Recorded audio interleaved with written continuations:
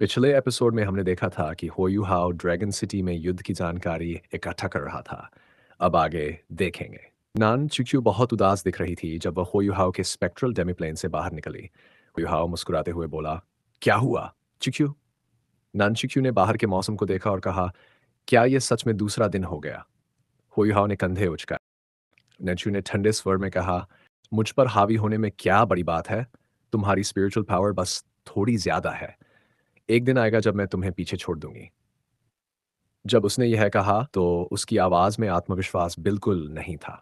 होयुहाव ने उसका मजाक नहीं उड़ाया, बस मुस्कुराकर बोला, मैं उस दिन का इंतजार करूंगा। कैसा महसूस कर रही हो? कोई तकलीफ तो नहीं है? नंचुचू ने नाक सिकोड़कर कहा, नहीं है, मैं बिल्कुल ठीक हूं। किसी ऐसे इंसान के लिए जो सुंदरता की कद्र नहीं करता। हम्फ। होयुहाव ने सिर हिलाया और कुछ नहीं कहा। उसे यकीन था कि भविष्य में नंचुक्यू उसके इरादों को समझेगी। चलो मैं तुम्हें तुम्हारे सेक्ट तक छोड़ दूं। ऐसा कहकर नंचुक्यू चल पड़ी, लेकिन होयुहाव ने उसे रोक लिया और पहले खाना खाने ले गया। खाने के बाद दोनों ने सराय छोड़ दी और ड्रैगन सिटी की गलियों में निकल पड़े। नंचुक्यू ड्रैगन सिटी को बहुत अच्छे से जानती थी। शहर के बीचों बीच पहुंचने के बाद भी वह होयुहाव से नाराज थी और उससे नजरें नहीं मिला रही थी। होयुहाव चुपचाप उसके पीछे चलता रहा। कुछ देर बाद नंचुक्यू की आंखें चमकी। वह एक कपड़ों की दुकान के सामने रुकी और पीछे मुड़कर होयुहाव को इशारा किया, जल्दी आओ। होयुहाव जल्दी से उसके पीछे अंदर गया।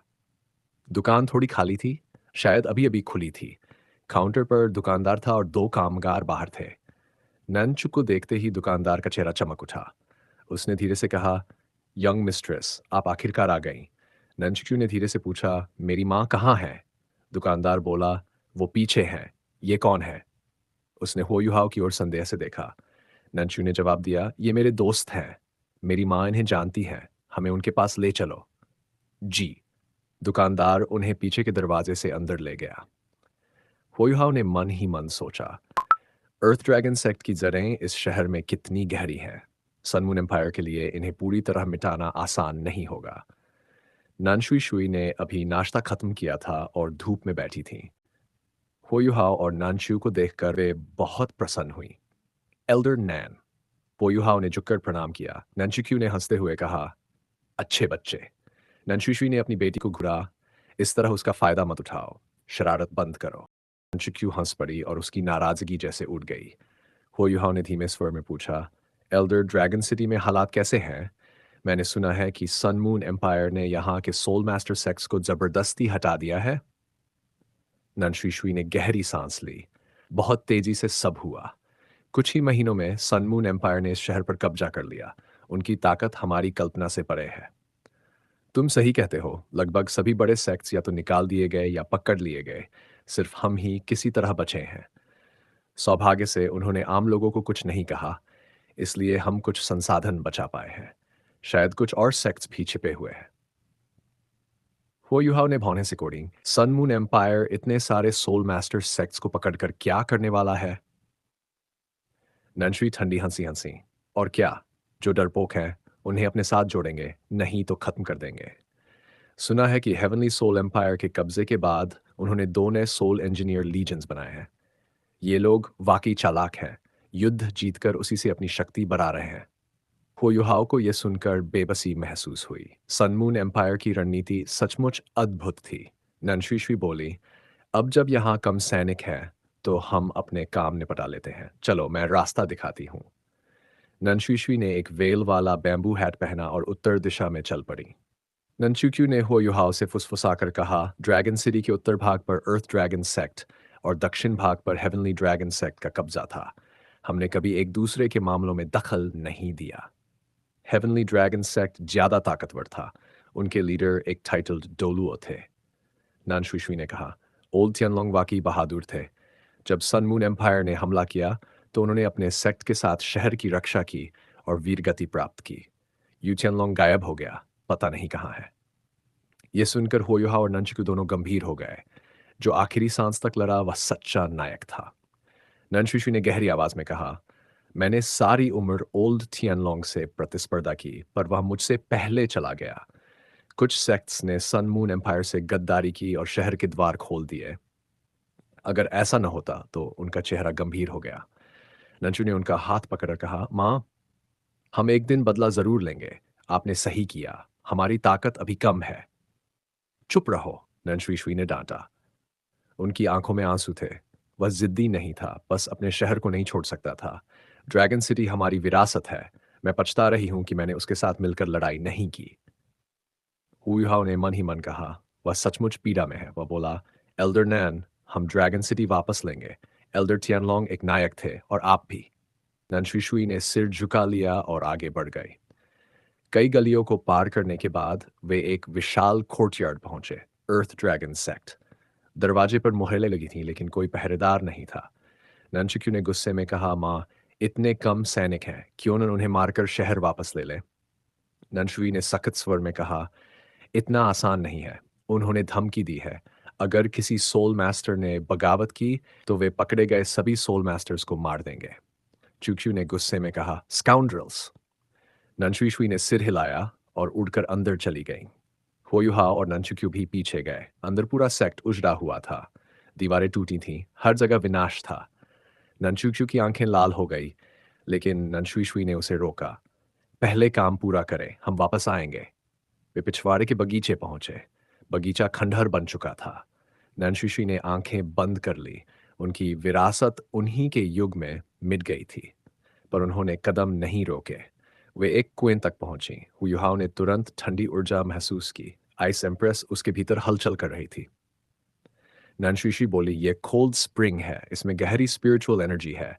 इसके नीचे एक केव है जिसमें कई रेयर मिनरल स्टोन्स हैं, लेकिन वहां का तापमान बहुत कम है। हमारे पूर्वज भी ज्यादा देर वहां नहीं रह पाए।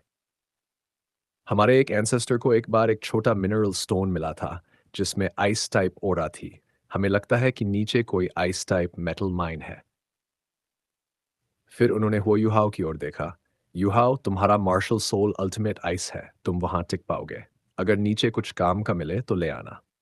टैंगसेक ने हमारे साथ बहुत अच्छा व्यवहार किया है, इसे हमारी तरफ से एक योगदान समझो। हुओ युहाओ ने झुककर कहा, धन्यवाद एल्डर। ननशुई ने केव खोलने का तरीका बताया और चेतावनी दी। नीचे तापमान बेहद कम है। मैंने खुद कोशिश की थी और लगभग जम गई थी। सावधान रहना। ठीक है, होयुहाव ने जवाब दिया। उसने अपनी अवस्था ठीक की और दोनों को इशारा किया। फिर वह कुएं में कूद गया। जैसे ही वह अंदर गया, ठंडी लहर ने उसे घेर लिया। पर यह ठंड उसके लिए ताकत थी। सुरक्षा के लिए उसने अपना ice jade empress scorpion marshal soul सक्रिय किया और आइस एम्प्रेस आर्मर पहना। उसके शरीर पर हीरे जैसे बर्फ के क्रिस्टल जम गए और वह धीरे धीरे गहराई में उतर गया। जैसे ही होयुहा उस झील में उतरा, उसने महसूस किया कि ठंडी ओरिजिन एनर्जी पूरे पानी में तरंगों की तरह फैल रही है। यह आइस टाइप ओरिजिन एनर्जी उसे नुकसान नहीं पहुंचा रही थी, बल्कि इसका ठंडा आभास बेहद शुद्ध था। कोई आश्चर्य नहीं कि नानशुई ने कहा था कि यह झील मानव शरीर को पोषण दे सकती है। झील बहुत गहरी थी। हो युहाओ ने अपनी सोल पावर को सक्रिय किया और नीचे की ओर डूबता गया। जितना नीचे जाता गया, तापमान उतना ही घटता गया। अगर वहां कोई सामान्य सोल मास्टर होता तो उसकी सोल पावर जल्दी ही खत्म हो जाती, लेकिन हो युहाओ पर कोई असर नहीं पड़ा, बल्कि उसकी मार्शल सोल और अधिक सशक्त हो रही थी। आसपास की रोशनी भी मंद पड़ने लगी थी, पर अंधेरा और ठंड उसके लिए कोई बाधा नहीं थे। उसकी स्पिरिचुअल पावर अत्यधिक मजबूत थी। पानी में गति धीमी होने के बावजूद उसकी ऊर्जा स्थिर बनी रही। जितना वह नीचे गया, उतनी ही उसकी स्पिरिचुअल डिटेक्शन शक्ति तेजी से फैलने लगी। अर्थ ड्रैगन सेक्ट को भी इस झील की वास्तविक गहराई का जान नहीं था। स्वाभाविक ही पोयहाव को बहुत सावधानी से आगे बढ़ना था। ननशुई ने बताया था कि यह झील लगभग 30 मीटर गहरी है और उसकी गहराई में ही वह गुफा है जहां सोलडोलो स्तर के भी लोग नहीं टिक पाते। लेकिन जब होयुहाव 30 मीटर नीचे पहुंचा, तो उसे लगा कि यह झील इससे कहीं गहरी है।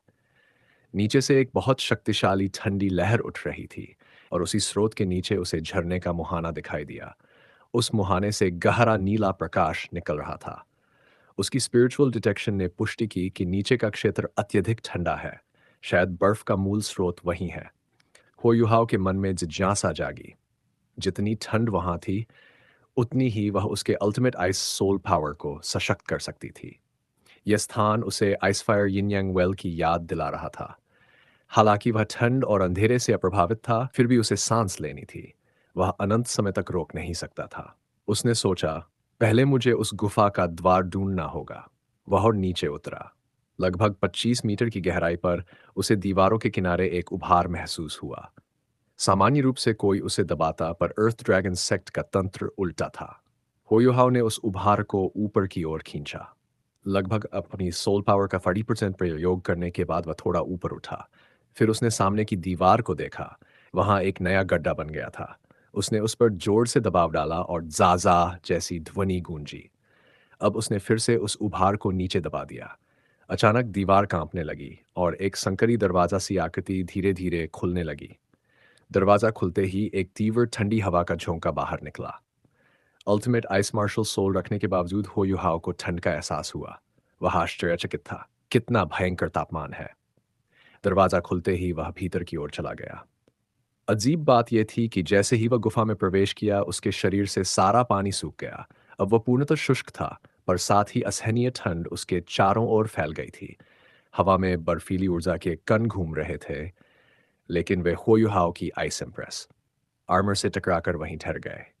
इस ठंड ने उसे नुकसान पहुंचाने के बजाय उसके अल्टीमेट आइस सोल पावर को और मजबूत कर दिया। अब उसने स्पिरिचुअल पावर से आसपास की गुफा का निरीक्षण किया।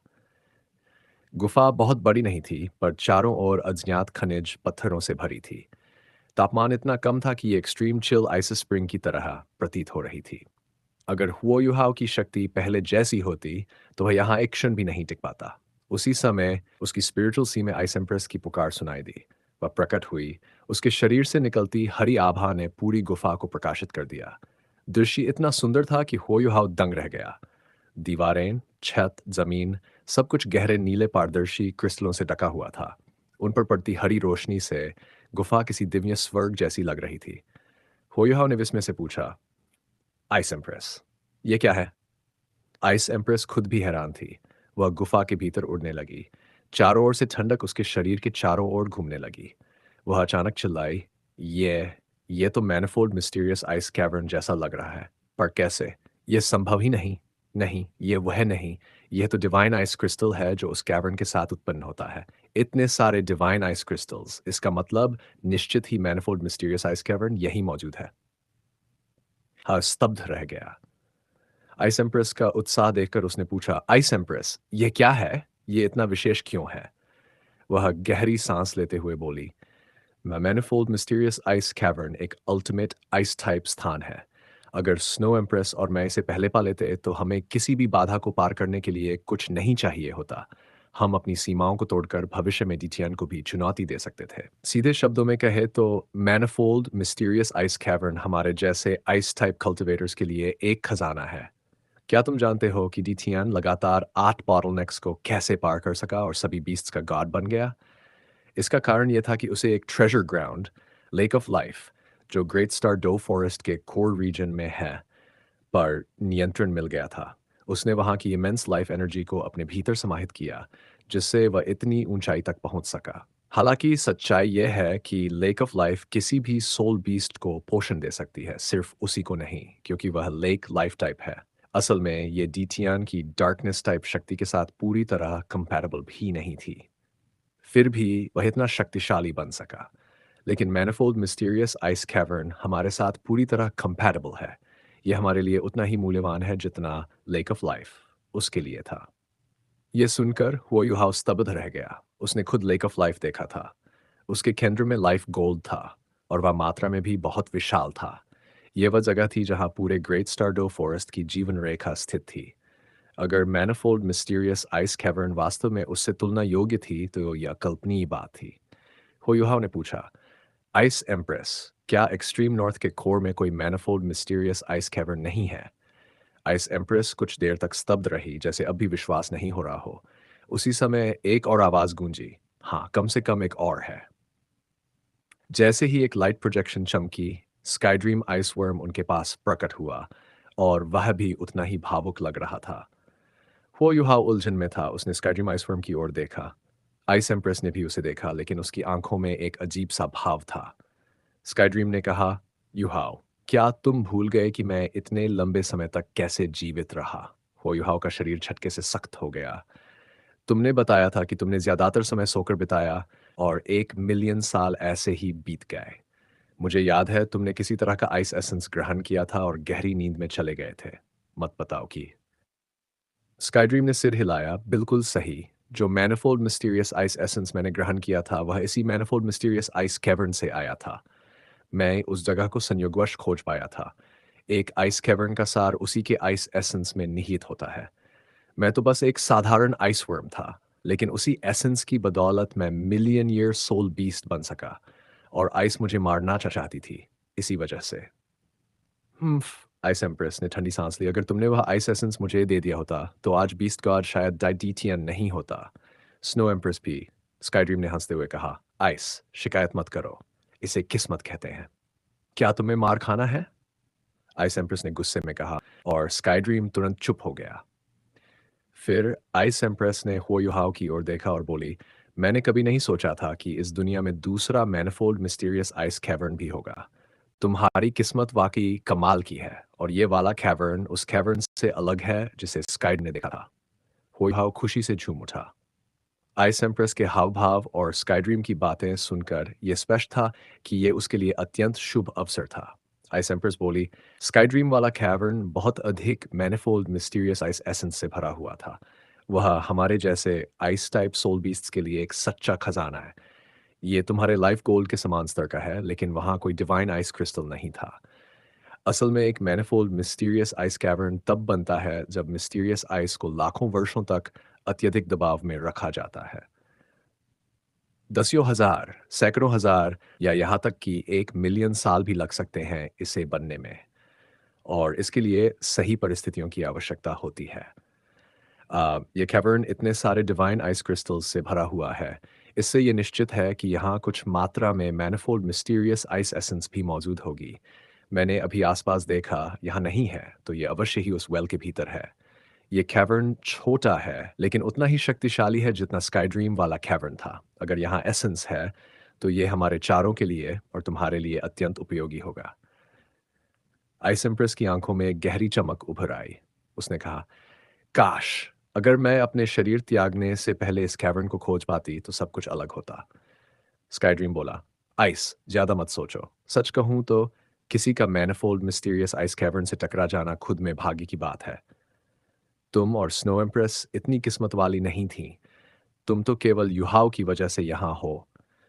अगर तुमने युहाओ के साथ फ्यूज ना किया होता, तो शायद तुमने ऐसा चमत्कार कभी नहीं देखा होता। आइस एम्प्रेस ने उसकी बात सुनकर गुस्सा नहीं किया। उसने सिर हिलाया और बोली, हाँ, मैं सच में खुद पर गुस्सा कर रही हूँ। चलो, अब ये सोचने का कोई फायदा नहीं। युहाओ, तुम इस मौके को किसी भी हालत में गंवाना मत। हमें यहाँ के संसाधनों का पूरा उपयोग करना होगा। हुयाओ ने सिर हिलाया। आइस एम्प्रेस, यह डिवाइन आइस क्रिस्टल क्या है? हमारे लिए इसका क्या उपयोग है? आइस एम्प्रेस बोली, डिवाइन आइस क्रिस्टल्स भले ही मैनिफोल्ड मिस्टीरियस आइस एसेंस जितने मूल्यवान न हों, लेकिन वे फिर भी अत्यंत दुर्लभ है। ये सबसे मजबूत और टफेस्ट आइस टाइप मेटल है। दिखने में क्रिस्टल जैसा है, लेकिन इसमें मेटल के गुण हैं। मनुष्यों की भाषा में कहें तो ये एक टॉप ग्रेड रेयर मेटल है। इसका प्रयोग कैसे किया जाए, यह उपयोगकर्ता पर निर्भर करता है। यह सुनकर हुआ प्रसन्न हुआ। लगता है एल्डर नान शुई शुई सही थी। ये डिवाइन आइस क्रिस्टल्स वास्तव में मेरे लिए बहुत उपयोगी हैं। उसने अपना दाहिना हाथ उठाया। उसकी डार्क गोल्डन टेरर क्लॉज के तीखे गहरे सुनहरे ब्लेड निकले और उसने एक वार डिवाइन आइस क्रिस्टल पर किया। तेज चिंगारियां उड़ी, लेकिन क्रिस्टल पर बस हल्के निशान पड़े। कितना टफ है, वह हैरान रह गया। आइस एम्प्रेस मुस्कुराई, हर चीज का तोड़ होता है। चिंता मत करो, दूसरों के लिए कठिन हो सकता है, लेकिन हमारे लिए नहीं। बस तुम्हें अपनी लाइफ गार्डियन ब्लेड का उपयोग नहीं करना है। वह क्रिस्टल्स की आंतरिक संरचना को नुकसान पहुंचाएगी। ये डिवाइन आइस क्रिस्टल खुद में एक शक्तिशाली आइस टाइप कंडक्टर और एम्पलीफायर है। अब इसमें अपना सोल पावर प्रवाहित करो। हुयुहाओ ने सहमति जताई और अपने टेरर क्लॉज वापस खींच लिए। उसने हाथ क्रिस्टल पर रखा और आश्चर्य हुआ कि क्रिस्टल ठंडा नहीं था, मानो सारी ठंड उसमें भीतर समाई हो। धीरे धीरे उसने अपनी अल्टीमेट आइस सोल पावर उसमें प्रवाहित की। उसी क्षण उसका शरीर कांप उठा और उसकी आंखों में विस्मय झलक उठा। वह स्पष्ट रूप से एक अफिनिटी महसूस कर रहा था, जैसे क्रिस्टल में जीवन हो। यह मेटल था, लेकिन उसमें भावनाएं थीं, वह उसकी सोल पावर को पहचान रहा था। उसने उँगलियाँ कसकर क्रिस्टल को खींचा और वह आसानी से निकल आया। जैसे ही वह क्रिस्टल उसके हाथ में आया, उसका शरीर डीप ब्लू रोशनी में चमक उठा। आइस एम्प्रेस मुस्कुराई। तुमने महसूस किया है ना? यही कारण है कि इसे डिवाइन आइस क्रिस्टल कहा जाता है। इसमें जीवन की हल्की झलक होती है, जैसे एक आइस स्पिरिट। जब कोई मिनरल या मेटल इतना उच्च स्तर प्राप्त कर ले कि वह जीवन जैसी ऊर्जा प्रकट करे, तो वह दुर्लभ होता है। अगर तुम और गहराई से इनसे संवाद कर पाओ, तो इन्हें पूरी तरह अपना बना सकते हो। लेकिन ध्यान रहे, हर क्रिस्टल में ऐसा स्पिरिट नहीं होता। तुम भाग्यशाली हो, युहाओ। इस क्रिस्टल में एक सच्चा लाइफ स्पिरिट है। अपने हाथ में चमकते हुए डिवाइन आइस क्रिस्टल को देखकर हुओ युहाओ की आंखें चमक उठीं। वह विस्मय से भर गया। दुनिया के चमत्कारों की कोई सीमा नहीं। आइस एम्प्रेस, अब हमें क्या करना चाहिए? आइस एम्प्रेस हंसी। क्या यह स्पष्ट नहीं है? चाहे किसी डिवाइन आइस क्रिस्टल में आइस स्पिरिट हो या ना हो, यह अत्यंत मूल्यवान है। जल्दी करो, इन्हें लेकर बाहर निकलो। इस जगह का तापमान बाहरी दुनिया से कहीं अधिक है। मुझे महसूस हो रहा है कि यह आइसी स्प्रिंग अब क्षय की अवस्था में प्रवेश कर चुका है। कुछ सौ या कुछ हजार वर्षों बाद यहाँ का तापमान इस मैनिफोल्ड मिस्टीरियस आइस कैवर्न को बनाए रखने के लिए पर्याप्त नहीं रहेगा। तब यहाँ की सारी चीजें धीरे धीरे नष्ट हो जाएंगी। ठीक है। पोयहाव ने सिर हिलाया और तुरंत काम में लग गया। इतने मूल्यवान खजाने को वह कैसे छोड़ सकता था? उसकी आंखों में हल्की नीली रोशनी झलकी और उसके शरीर से एक कोमल आइसी जेड ग्रीन प्रकाश की परत निकली। उसकी snowy dance of ultimate ice में प्रचंड अल्टीमेट आइस सोल पावर थी, जिसने तुरंत पूरे कैवर्न को आच्छादित कर लिया।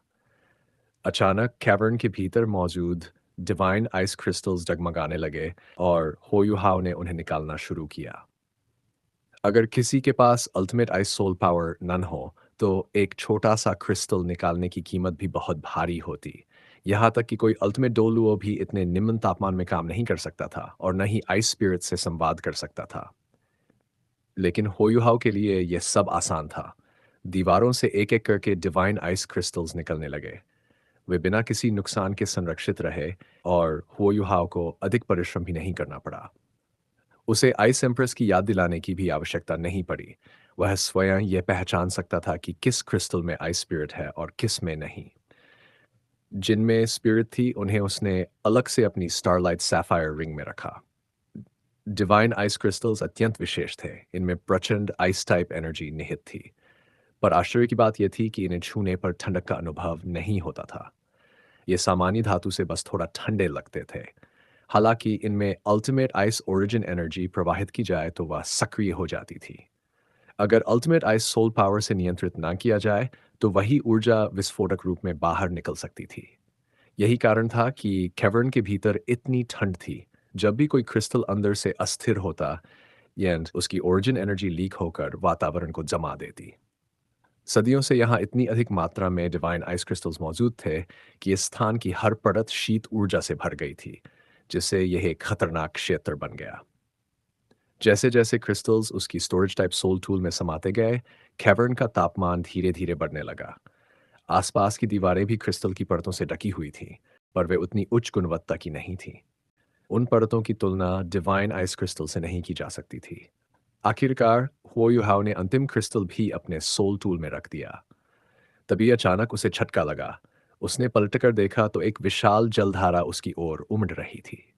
डिवाइन आइस क्रिस्टल्स के जादुई प्रभाव समाप्त हो चुके थे, जिससे स्प्रिंग का पानी कैवर्न में घुस आया, क्योंकि द्वार भी अब बंद नहीं था।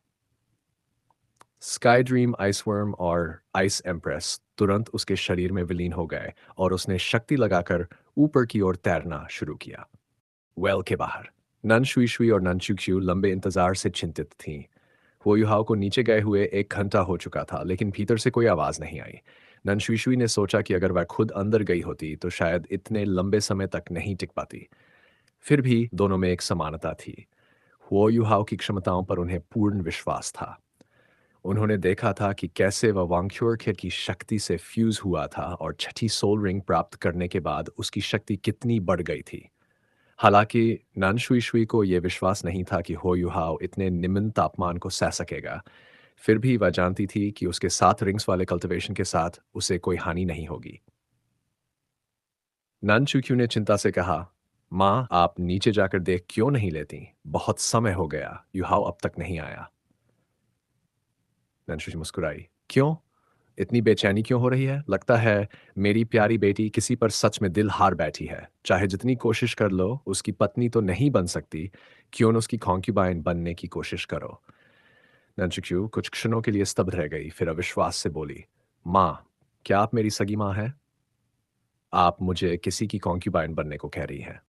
हाँ, क्योंकि मैं ही तुम्हारी माँ हूँ, इसलिए ये सलाह दे रही हूँ। कभी-कभी खुद को बहुत ऊंचा मत समझो। लोग कहते हैं लड़कियों को पाना मुश्किल होता है, पर लड़कियों के लिए लड़कों को पाना आसान। लड़की अगर चाहे तो कई तरीकों से किसी का दिल जीत सकती है। मैं सच में ये नहीं कह रही कि कॉन्क्यूबाइन बनो। मेरा मतलब है अगर तुम्हें वो सच में पसंद है तो पहल करो। मैं तुम्हारा साथ दूंगी। अगर वह मेरा दामाद बन गया तो मैं हंसते-हंसते सोऊंगी।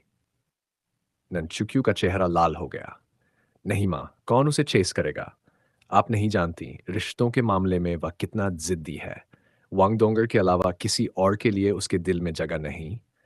क्या आपने वांगचुअर को नहीं देखा? वो इतनी शानदार थी, फिर भी उसे सिर्फ बलिदान बनना पड़ा, साथ नहीं रह सकी। वो एक बार जिसे पसंद कर ले, उसके सिवा किसी और को देखता भी नहीं। यहाँ तक कि जो लड़की वांगडोंगर जैसी दिखती थी, वह भी उसे पसंद नहीं आई। तो मेरे जैसी लड़की की क्या बिसात? नन शुई शुई ने आह भरी। मुझे पता है ये कठिन है, लेकिन देखो, दिल के मामलों में कोई ज़बरदस्ती नहीं होती। फिर भी, अगर तुम्हें सच में वह बहुत पसंद है, तो पहल तुम्हें ही करनी होगी, वरना तुम्हारे पास कभी मौका नहीं रहेगा। ननचुचू चुप रही। आंखों में सोच भरा भाव आया। कुछ देर बाद उसने सिर हिलाया। उसी समय पानी के छींटों की आवाज आई, और अगला पल एक आकृति उस वेल से बाहर निकली। भीषण ठंड से नंशुशुई और नंचुक्यू कुछ कदम पीछे हट गई। हुआयुहाओ धीरे धीरे बर्फीली धुंध से बाहर आया। युहाओ, तुम ठीक हो? नंचुक्यू ने चिंतित होकर पूछा। होयो मुस्कुराया और बोला, मैं ठीक हूँ। ये कैवर्न वास्तव में एक खजाना है। एल्डर नान, आप सही थी। इसमें वास्तव में एक अद्भुत रेयर मेटल है। उसने अपना हाथ पलटा और एक डिवाइन आइस क्रिस्टल दिखाया जिसमें कोई आइस स्पिरिट नहीं था। वह क्रिस्टल बाहर की रोशनी में और भी सुंदर दिख रहा था, हल्का आइसी ब्लू रंग और भीतर से गहरा नीला प्रकाश। सूरज की किरणों में वह अलौकिक लग रहा था, मानो आसमान का टुकड़ा हो। वाह, कितना सुंदर है! नान चिक्यू ने खुशी से कहा और उसे छूने को बढ़ी, लेकिन नंशिशी ने तुरंत रोक दिया।